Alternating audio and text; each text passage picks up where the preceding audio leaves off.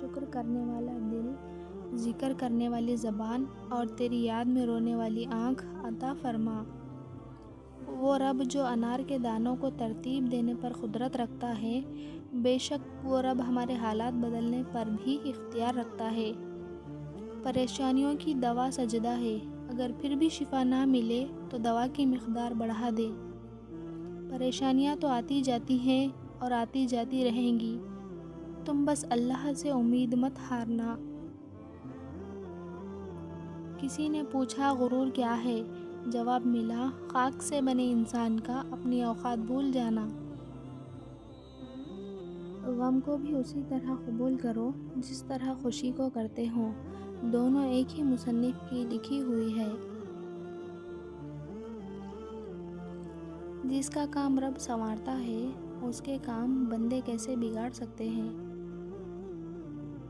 حساب کتاب صرف رب نے صحیح لگایا، سب کو خالی ہاتھ بھیجا اور خالی ہاتھ بلایا۔ رشتوں کی رسی کمزور تب ہوتی ہے جب انسان غلط فہمی میں پیدا ہونے والے سوالوں کا جواب بھی خود ہی بنا لیتا ہے۔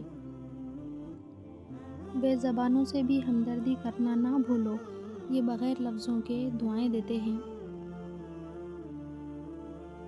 رابطے ضروری ہے رشتوں کی بقا کے لیے، لگا کر بھول جانے سے شجر بھی سوکھ جاتا ہے۔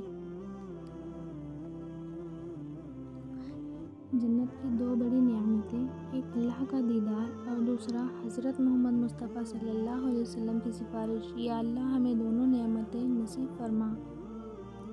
عجیب بات ہے، آنسو چھپانے میں ہمیشہ مسکراہٹ ہی مدد دیتی ہے۔ رسول اللہ صلی اللہ علیہ وسلم نے ارشاد فرمایا، صدقہ سائل کے ہاتھ سے پہلے اللہ کی بارگاہ میں جاتا ہے۔ بیٹی کا پہلا حق جو ہم کھا جاتے ہیں وہ اس کے پیدا ہونے کی خوشی ہے۔ زندہ شخص کی قدر کرے، زندہ شخص کے چہرے پر ایک مسکراہٹ لانا اس کی قبر پر پھول رکھنے سے بہتر ہے۔